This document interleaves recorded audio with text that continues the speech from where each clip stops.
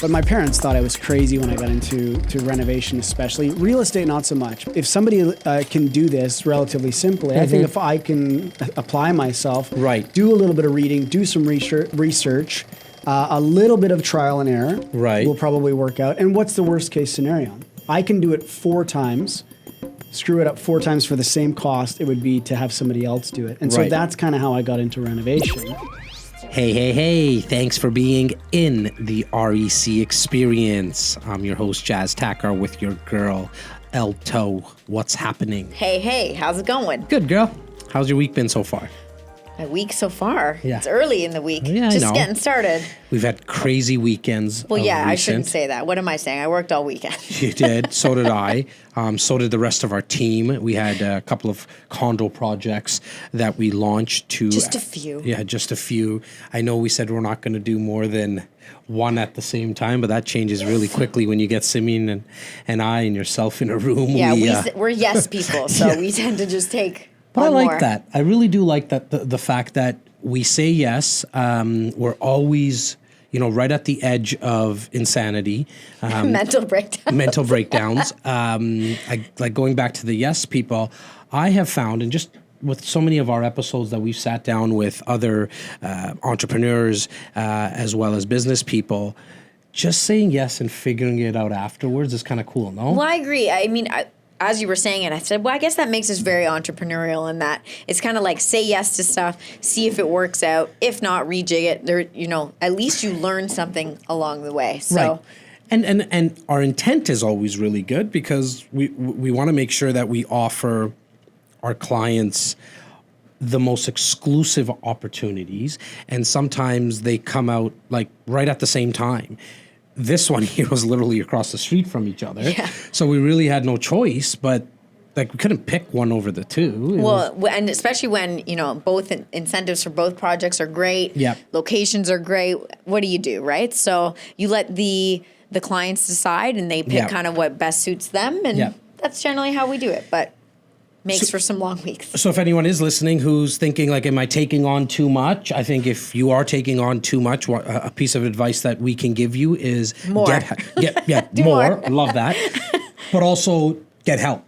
And I can tell you from my perspective, without yourself, Simeon, Clem, Tyler, Shem, Alla, like the list goes on and on and on and on and on. It'd be impossible because like we can't be in more than one place at a time. I also feel that our clients, and for anyone who's listening that has done business with us, we would love for you to send us a message, even if we're not, 10 out of 10 right now, because it's the only way that we're going to grow, right? Definitely. So it's interesting you talked about saying yes. We talked about saying yes to lots of things.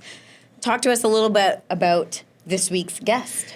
Mr. Darren Voros, who we've run in the same circles for a very, very long time. Lots of mutual friends. We're both in the real estate world, obviously, here in based out of Toronto, and never got to meet the guy face to face till we did this episode. Oh, well, I didn't realize that. Yeah. You guys seem like really chum friends, and because I think we have the same education. We also have a lot of the same friends. He's obviously a huge piece in Keyspire's education system. He actually does the preview events with Scott McGilvery, and then you have the workshop leaders who we've had on, Alfonso, and then obviously majority of the education is done from the president and CEO, Michael Saracini, but the whole group of that team at Keyspire has just been amazing. They have been. They all have such unique stories to tell. And Darren, I thought, was so interesting because he actually came into Keyspire having already owned property. A lot of people, they join as members saying, I have no idea what I'm doing. He was a member first, too. He was a member first and said, but came in with properties. So that's what I'm saying yes to things because he came into Keyspire with property, thought he could learn more, purchased more, and then when they gave an opportunity of like anyone who wants to sort of be on the Keyspire team, he just said yes to it, and now here we are. Figured it out afterwards.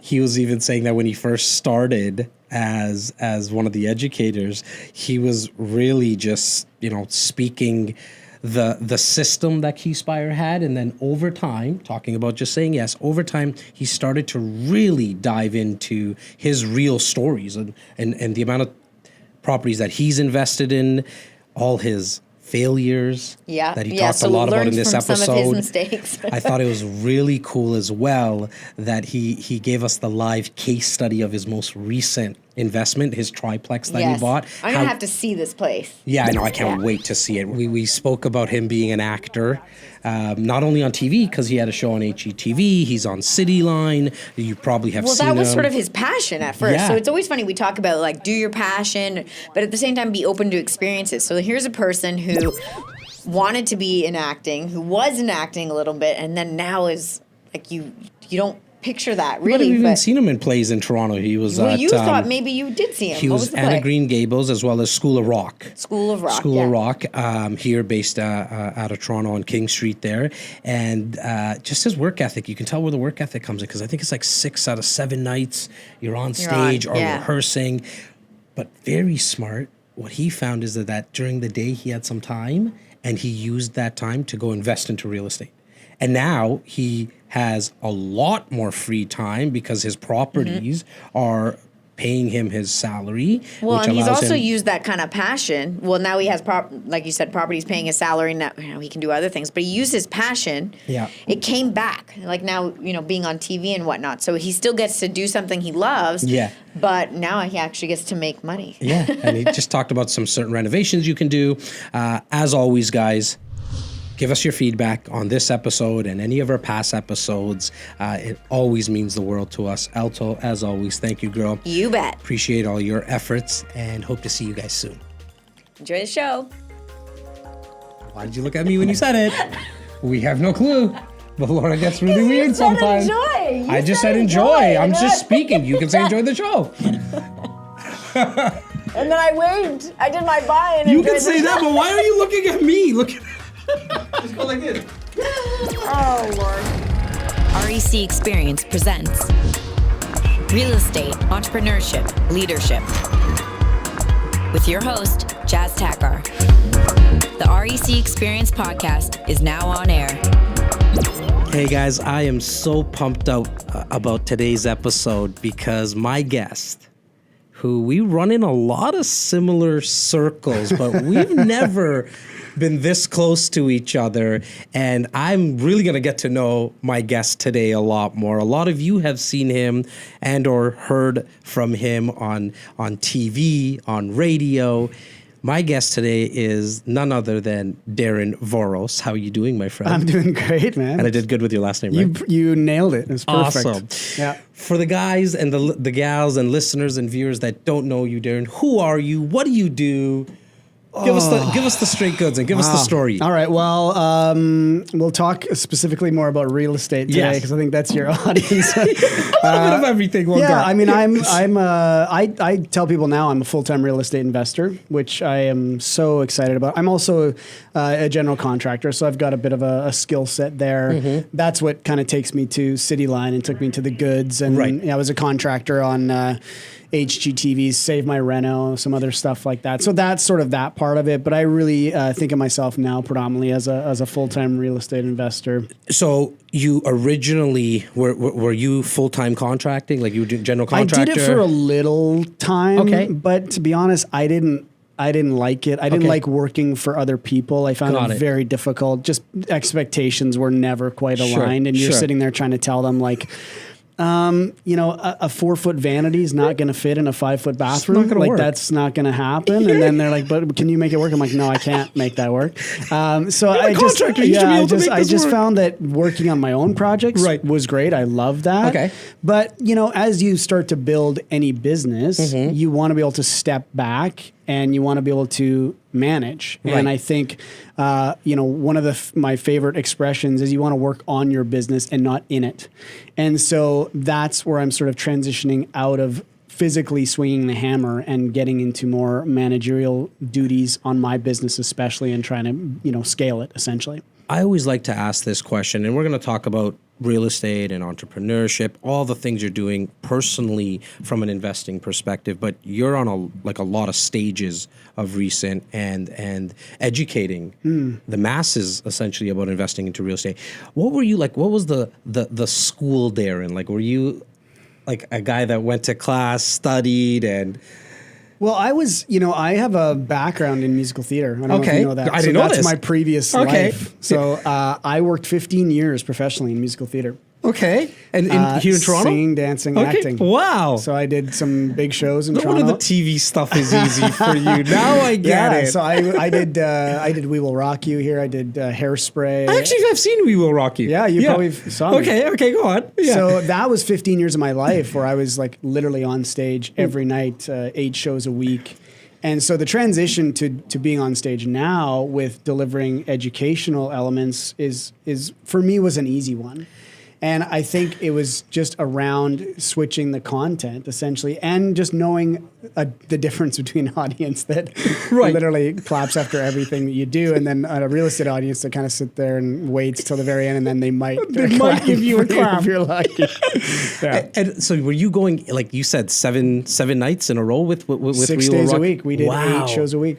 How's that grind? Double Wednesday, double Saturday, and we did a Sunday matinee. And our day off was Sunday afternoon till Tuesday night. That's it. That was our weekend. During the day, are you like just rehearsing always, or does it get to? Well, that's how I got into real estate. Okay. So I was, doing shows at night, and I had this time during the day, and so I thought I'm going to start buying some real estate.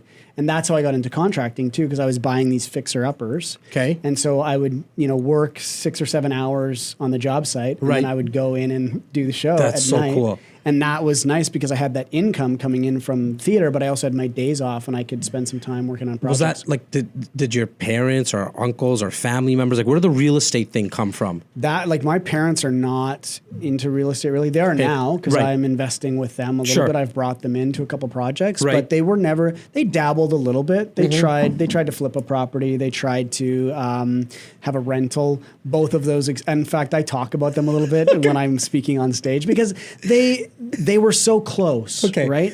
They had the elements there. I think they could have really built a business.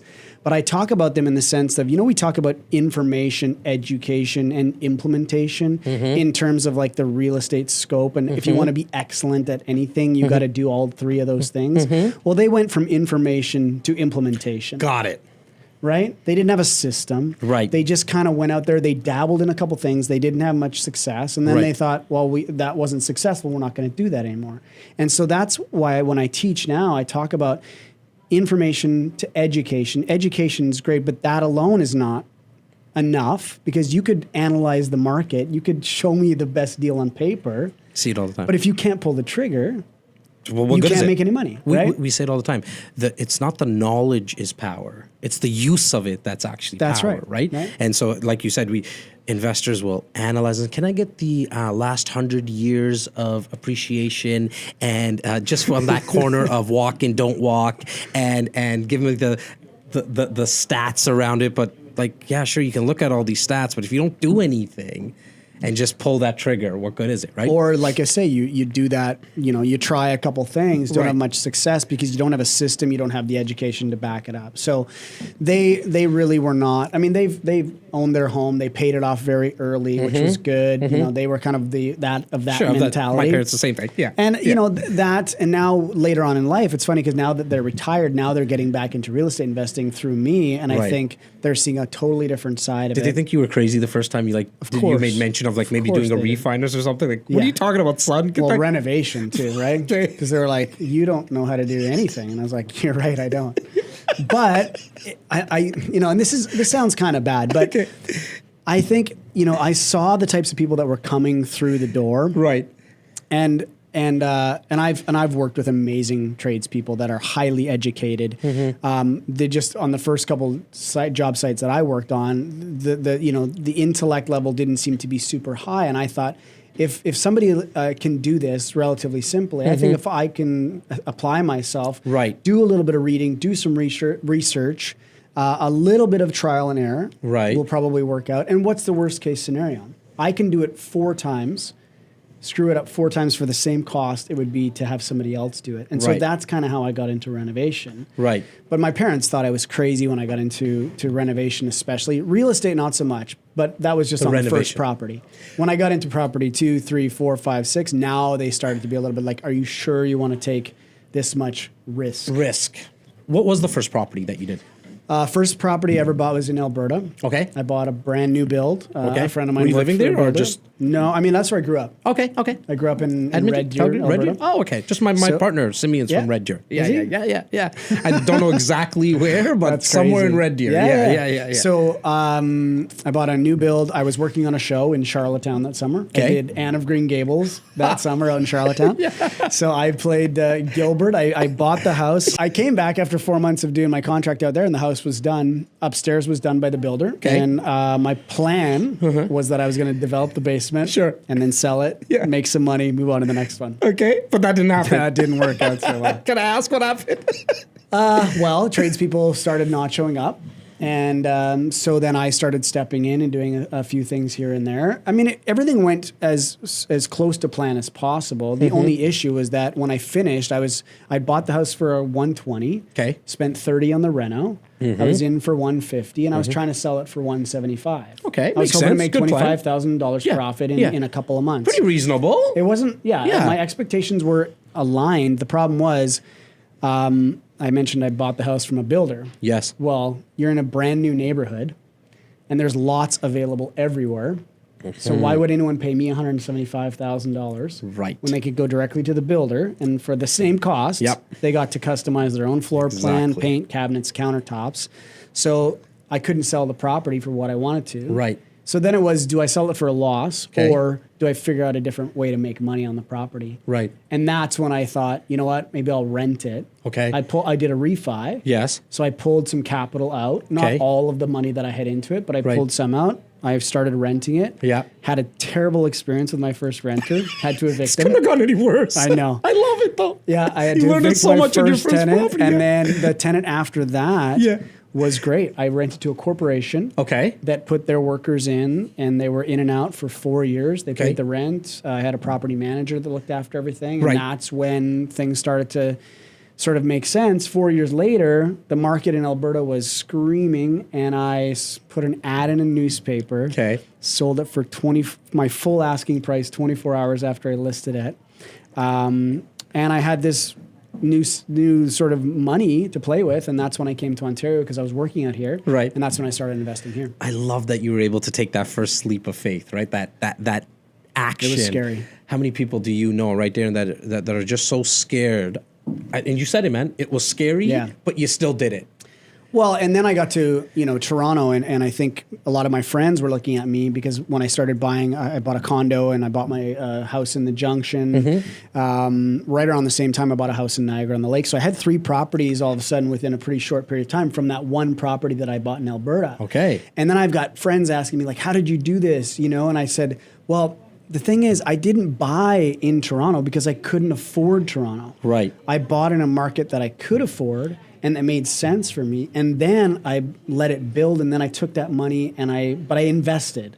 I didn't sit and wait and sort of save my down payment, because what would ended up happening was you save and save and save, and then all of a sudden you realize you're still priced out of the market because the market's growing faster. I love that you said that, man. Than what your down payment is. Exactly. So I'm like, get into the market where you can afford, invest where returns are best is what we teach, and then once you're in, then you can start to finesse it and move it around. But waiting is not a game plan. It's the train's moving, just get on, jump on. Yeah. Because and I use the analogy of the train because the market's moving. You got to get in, jump into the market, like you made mention, right? For sure.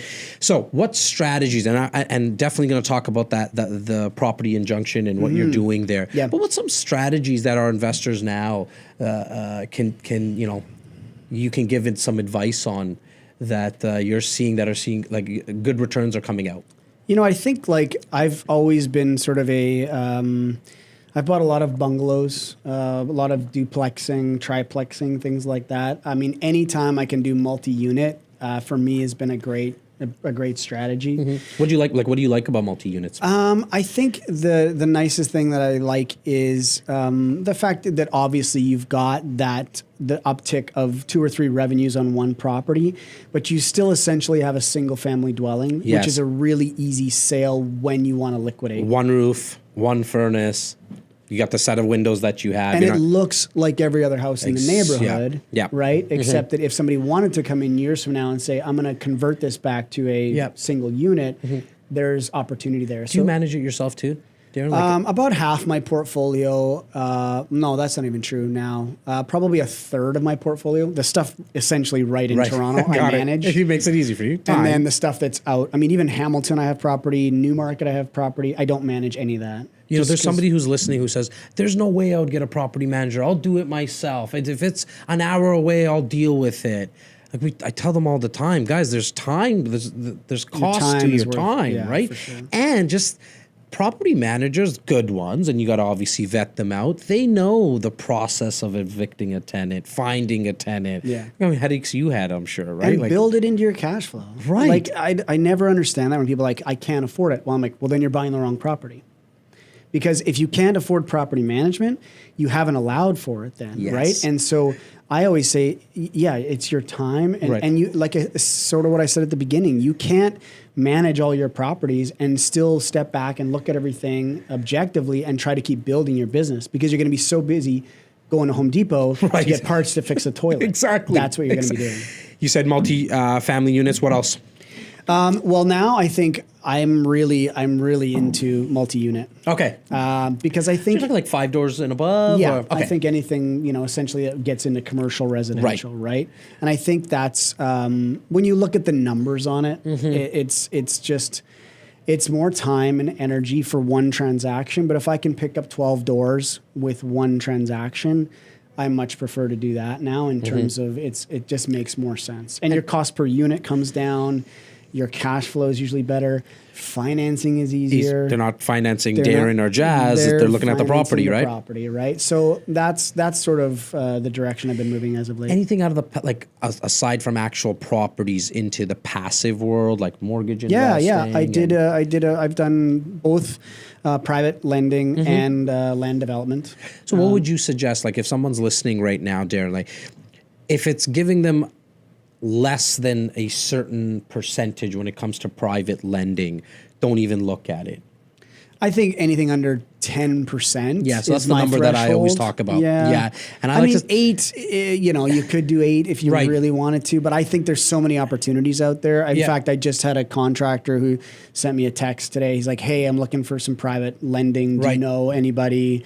I'm like, how much for how long? $200K for a year, for sure. I'm going to go back and go, well, you're looking at probably 10 to 15%. Are you cool with that? Yeah. If you are you cool to leverage it against the property? Yes. Yep. If all those things are a yes, I'll have somebody that's available and ready to do that kind of lending all day, every day. Now you said 200 for just using that example. He said say 200K for a year. Sorry, you went back 12 to 15. Yeah, I said 10 to 15. 10 to 15. But now, I realistically, if he said 100K for 1 year, would that change what you would be looking for? I think it would depend on whether you wanted promissory note or whether it wanted to be secured against, the title. Right, second mortgage. See why the education, the information in the education is so important. Like I really hope the listeners are taking this in because you know that to ask the right questions. Yeah. Right? Like, is it going to be secured against the property? Yeah. Well, people don't, I mean, I know there's so many people who don't even know what questions to ask, right? Because they never go out and get the education. For sure. We've spoken about passive. There's obviously the land development stuff that we spoke about. How about pre-construction condos and resale condos? What's your thoughts on that, man? I haven't done a lot of it, to be honest, but I think I sat down with a couple at an event this weekend, and they are loving it. They have jobs, right? And I always tell people, I'm like, don't quit your job and be a real estate investor. Not right away. Yes. If you want to, you can transition into that. I've seen people do it in 12 to 18 months. That's really fast. That is. But when you start out, the bank loves it when you go to ask for financing when you have one thing, and that is a job. So don't quit your job. J-O-B. Yes, these people are essentially quite passive investors in terms of their skill set and in terms of what they want to do. Right. They want something that's low maintenance. Yeah. They want something that essentially has a high quality tenant. And they've been doing pre-construction and condo investing for the last couple of years since I've known them. Right. And they're picking up a couple, 3, 4 a year, and they're doing amazing. Well, it allows the down payment structure is extended. It's you paid in increments, so it really is. Like we say, our guys know and they hear it and see it all the time.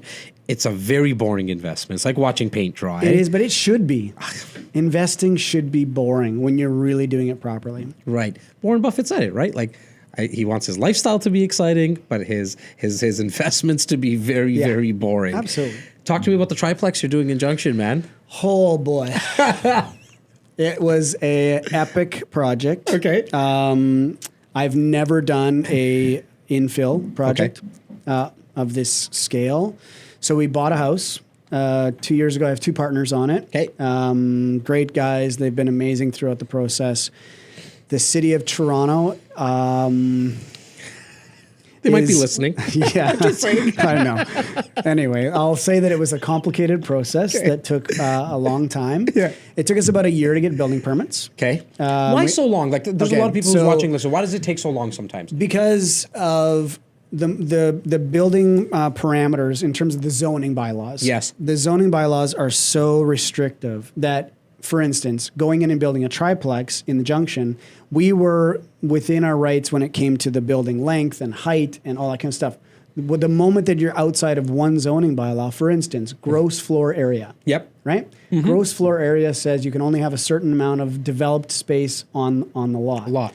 The moment that you do a legal triplex, right, you're outside of the gross floor area because they count the basement, the main floor, and the second floor. Ah, okay, so they actually count the basement as well. I thought it was just okay, yeah. So then once you're outside of one zoning parameter, you have to go to Committee of Adjustments for approval, which takes anywhere from 3 to 6 months' time to get an appointment with Committee of Adjustments.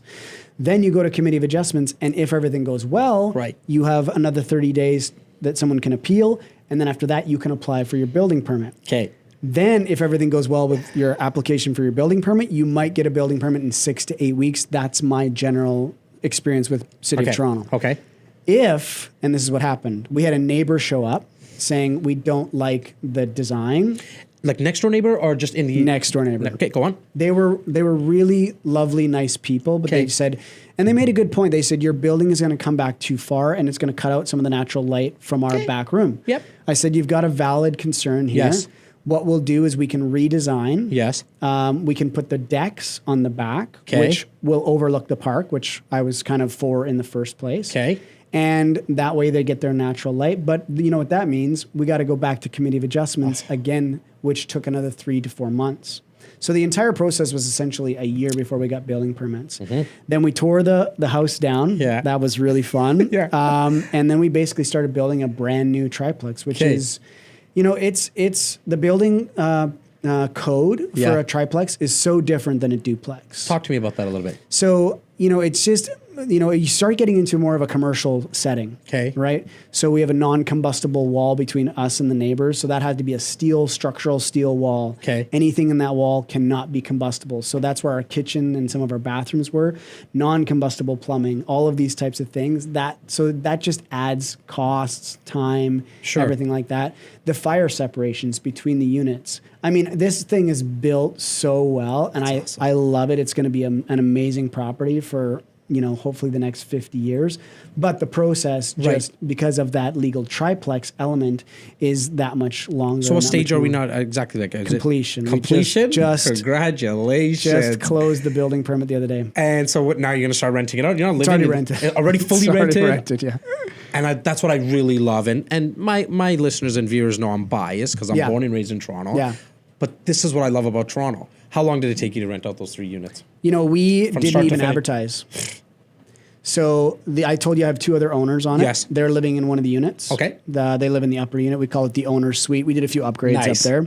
Top floor? Yeah. Okay. And then friends of mine had been in the neighborhood for years. And they're like, can we rent the main floor? I'm like, yeah, sure. And then another friend of mine said, I own the 2 houses across the street from each other. I own 51 and I own 52 on McMurray Avenue. Okay, all right. And so that's awesome. I was living in 52 for years. Okay. My neighbor at 50 said, I'd love to move out of our place into the basement of the other one. Why? Just because it's a newer one? More space, got it. These units are 2 bedroom, 2 bathroom. They're 1,100 square feet per units? Floor. Yeah. Oh, beautiful. 9-foot ceilings. Like they're immaculate. I love them. They're so cool. And the one across the street, that's exactly it's triplex as well? I own the triplex across the street, but that was a century home that I converted to a legal triplex. So you've always really liked to look at the older homes, go in and Are you looking for rehabs essentially and just it's my bread and butter, right? Because of my skill set now. And would you do like a teardown again? Would you advise someone to do a teardown if they never have? No. And I know the answer to the question. No. I ask it because I hear it a lot. Right there. So, I'm sure you do too when you're originally meeting investors at the events, right? Yeah, absolutely. If they have a tremendous amount of knowledge in construction, right? Maybe if they've built a house from the ground up, I would say go for it with a triplex. Mm-hmm. But if this is your first or your second or third real estate transaction, first of all, the amount of capital required, depending on which way you do it, is there's a lot of outflow before you get any of that money back. So there's a tremendous amount of capital required and a tremendous amount of time and effort and stress and those types of things. What would you advise as a first investment? I know like it depends on how much capital someone has. Yeah. Let's say someone has $75,000 to $100,000. Don't know a lot about construction. Yeah. What would be one or two options that they should? I mean, in that case, I think like for me, it would be something turnkey. Yeah. Right.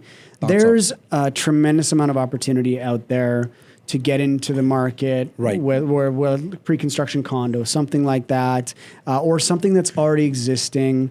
If they're I would say if that's their capital range, get into something that's relatively simple for your first transaction. I think people bite off way more than they can chew when they get excited about real estate investing.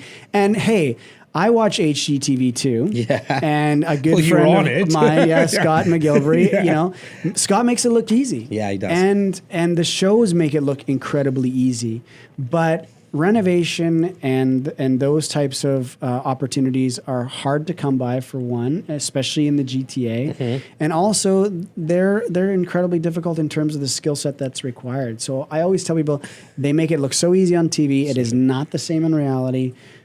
Start with a small project, get your feet wet, get your systems down, build your team, and then start to hit off some of those bigger projects. We had Scott on the show and he said, for the 30-minute, or was it like 22-minute episode or something, it's like 4 or 5 months of production. Like it's not all done in a day. Like there's a lot of people that have to be managed. And the army of people working on those shows. It's crazy. Yeah. They're producing a show, so they're going to also, these guys are showing up on time, I'm sure, majority of the contractors. Yeah. When in real life, like you mentioned, they just don't show up on time. You've been on stage now in front of thousands of people. Mm-hmm. You've probably heard all the stories in terms of why most haven't taken action. Yeah. I generally always get into this conversation with my guests because I'm hoping to be the voice and get into people's heads on taking action. Yeah. What is it that stops most people, man, Darren? Like from what you hear and see, buddy? I think, for one, fear of the market is a big one, right? Or the one that sort of drives me crazy a little bit is it's not the right time for me, right? Okay. People are looking to line up their life perfectly, everything lined up, and then they think there's gonna be some beacon of light that's gonna shine down on them and say, now is your time to be a real estate investor. It doesn't work that way, right? You have to just kind of, like I say, start slow, get out there, do something. But if you're waiting for a sign, if you're waiting for something to happen, you'll be waiting on the sidelines while there's so much that's passing you by. So many opportunities are created. Right. They're not dropped in your lap, right?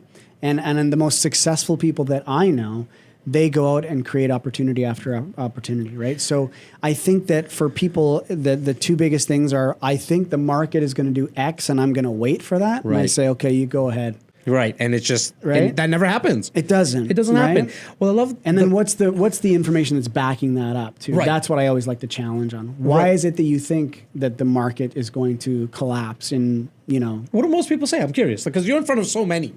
Well, I read a headline or I've done this. I'm like, so headline reading. So news, that's where you're going to base your decision off news. And I'm like, what drives real estate? So then I'll challenge them. What drives real estate prices? And they don't know. Immigration, median income, transportation, affordability. are all those things in check in the Greater Toronto Area? Are there supposed to be another 2 million people moving here in the next 10 years? Where are they all going to live? And that's when I pause and say, in your rental property, hopefully. But if you can't pull the trigger, I will gladly do that. Step in and take those units and rent them to somebody. I love that you mentioned that you did this with 2 other people, the triplex, because I find that a lot of people are just like, you know what? I don't want to do this with anyone because I want 100% of the pie, where you were okay with 33%. And like, how does someone get into doing a joint venture? Is it getting like-minded people and just going to the lawyers, setting up the paperwork? How did you go about it? I like to tell people I'd rather have 10% of 10 properties than 100% of one property. So true. Right? And you're diversified. Exactly. Right? You're diversified. You spread out your risk. Usually less capital required. So how did I find these partners? Actually, my one partner was my basement tenant in the one property. And he saw me doing what I was doing. There's a lot of advantages of having tenants. Yeah, you generally don't partner with your tenants. But he was in the banking world, and then he introduced me to his other friend, who's he was a little bit more rich in capital. Sure. And so the two of them came together. They wanted to buy something, and I said, well, I would love to partner with you guys on something. We basically just sat down and had dinner. Wow. And I said, what are your expectations? What are you looking for? And I could see that we were in alignment pretty much right away. Okay. And then we furthered the conversation. Then it went to, essentially, we signed a document with our expectations in terms of just getting it on paper. Not a joint venture agreement per se. Yeah. Just something that was simple. Here's what we're looking for. Here's the neighborhood. Here's the price range. Yep. Just get something on paper, right? Just in layman's terms, man. Yep. You don't have to go to the lawyer. Okay, I love it. And then we actually lucked out. We actually started to look at property right away, and we ended up landing on the one that we found, which was an expired listing. Oh, wow. Which are great sometimes because, people are motivated to sell. Well, I couldn't believe, I watched it the year before that. It was on the market, and I couldn't believe it didn't sell for the entire year. And then I said, well, there's the house across the street from mine expired last year. They took it off the market. I don't know why it didn't sell. Right. But let's have my agent reach out to the selling agent and see what happened. We made them a private offer, and we ended up working out the deal. So that was sort of how it all came about. And, so I try to teach people that too. That was something that we created, right? I mean, I knew that it was available, but, we had to do a little bit more digging than average. I say put in a little bit, about 10% more effort than you think you need to, and that's where you'll start to see results. Well, elaborate on that for me a little bit. So most people would not have started with maybe so if I said that property across the street was for sale last year, and somebody might say, well, it's not for sale now, they're not interested in selling. But that extra 10% was, well, what's it going to hurt to have our agent reach out to the listing agent that had it last year and say, hey, are you still interested in selling the property? That's kind of that extra 10% that a lot of people would stop and go, well, it's not going to happen. It's not available. Geographically speaking, are you looking only in Toronto now, or what's your thoughts? Are you... No, I'm actually looking at North America as a whole. Okay. I think there's opportunity in the U.S. More specific? I'm looking in southern Arizona right now. Okay. I have a bit of a tie there. My parents spend the winters there. Got it. I have property there already. Okay. And so I'm looking at, you can't see all the markets. Obviously. It's not possible. So you have to narrow your search based on market fundamentals. And how are the fundamentals like in Arizona? I haven't... The Arizona market is strong. Okay. Probably a little bit stronger than I would like, so which means there's more competition. Got it. So your strategies have to be a little bit different in a more competitive market than they are in a market, let's call it, Des Moines, Iowa, right? Like that's just, you don't have as many real estate investors banging down the door to invest in Des Moines as you do in some place like the greater Phoenix area. Buy and hold strategy, is it number one strategy for Darren? Yeah, I think buy, renovate, and hold. Okay. Yeah, I'm a value add. I love renovation type of person. I was talking, and they're probably listening as well, to a couple of guys literally an hour and a half ago 24 and 25-year-olds. Yeah. Two partners want to get into investing.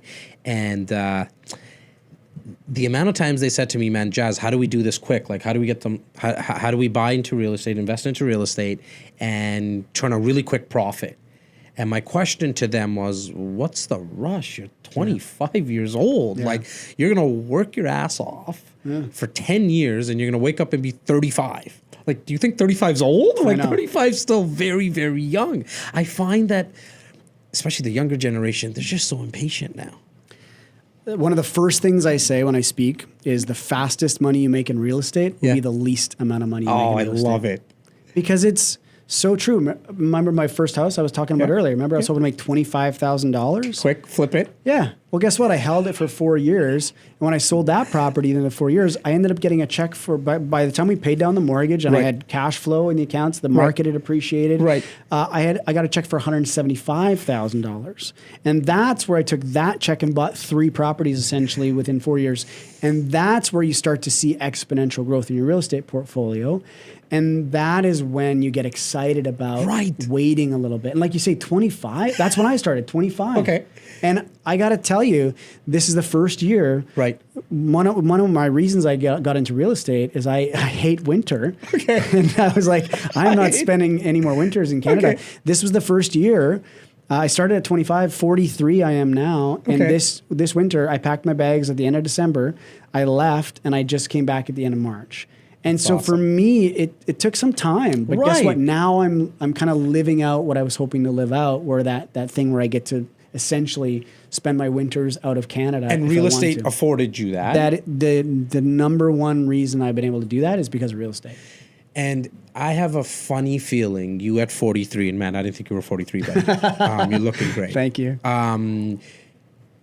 At 43 now, I bet you have more energy than you did like when you were 34 or 35, because like, do you agree with that? I have more energy, but I also have a little bit more time. Yeah. Right? Because of what also real estate has allotted me, and that you need time to be able to sit back. Not a lot of time, but I didn't have it in my 20s and my 30s, and I've got it now. And that's where you can become even more strategic and again, realize where you can step back.